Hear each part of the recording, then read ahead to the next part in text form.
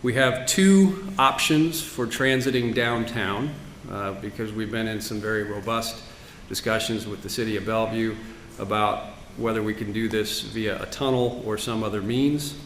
The board decided to carry two alternatives for downtown Bellevue forward because that issue remains unresolved at this point. And here's a picture of them. On the left, you see the proposed tunnel alternative. We refer to this in planning jargon as C9T. The line would come up Bellevue Way. It would veer off on 112th and come up into downtown via 112th. It would turn at Main Street into a tunnel and come underneath downtown with a station serving the transit center before turning east, coming out of the ground adjacent to City Hall and crossing into the Bell-Red area. On the right, you see the at-grade alternative.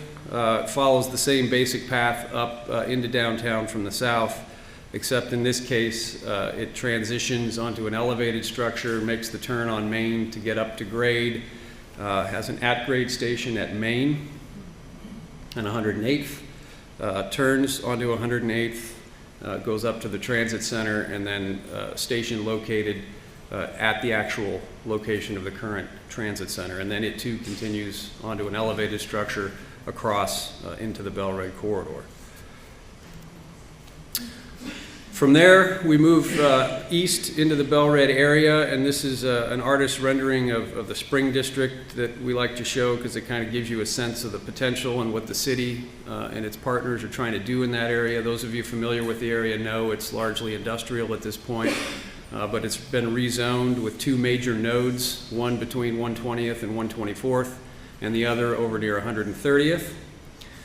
So we've been working very closely with the city and the developer here that's acquired this property, Ric Runstad, to design a station that fits within the city's new zoning code and the developer's proposed development for that area. The station here would be between 120th and 124th. It would be at grade in a retained cut configuration at the center of the development. I guess before I move on, a couple other words about this. The stations to the east of here, and I don't think I have a drop-down map of that, but there's a station at 130th, and then there's another station at Overlake Village, right about 152nd and 520, and then the terminal point will be at the existing Overlake Transit Center right there at the Microsoft campus.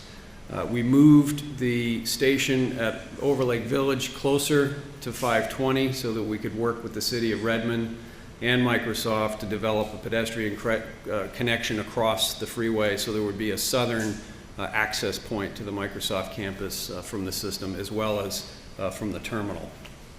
So there's a lot of cool stuff going on here. It's a really good example of how private partners, employers, developers have worked well with the city, with Sound Transit, to try to integrate some of their planning and get some synergy going to make some good things happen.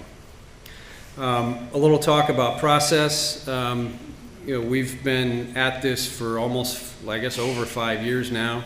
I can't count how many neighborhood meetings, how many public meetings, how many hearings we've had, how many workshops we've done. We've done a lot of technical coordination with our partners, with the state DOT, on the I-90 crossing, with the city of Bellevue on transiting through Bellevue. And we're now at the point in the process where we are completing our preliminary engineering. We're completing our final EIS. In a couple of weeks, we'll be publishing a supplemental EIS, which will cover all the iterative changes that we studied over the past year as we refined the preferred alternative. It'll be the public's opportunity to have one more round of comment on all those issues this fall. And then our hope is that by next spring, April-May timeframe, we'll be able to publish a final EIS and move to a final decision. A big piece of this, and I'm sure you're going to hear about this from Council Member Wallace when he gets up to talk about this, is what that final alignment's going to be through the city of Bellevue.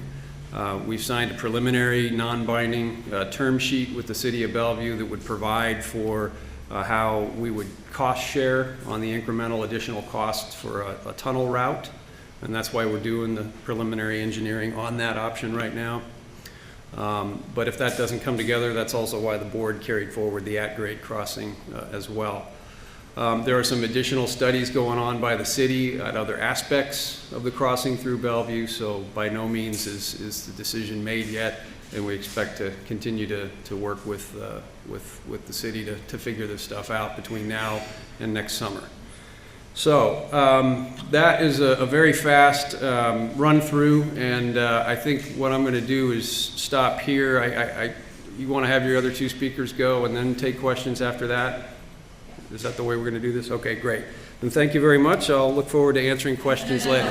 This is why we're doing this. Someday she's going to have a different world to move around in.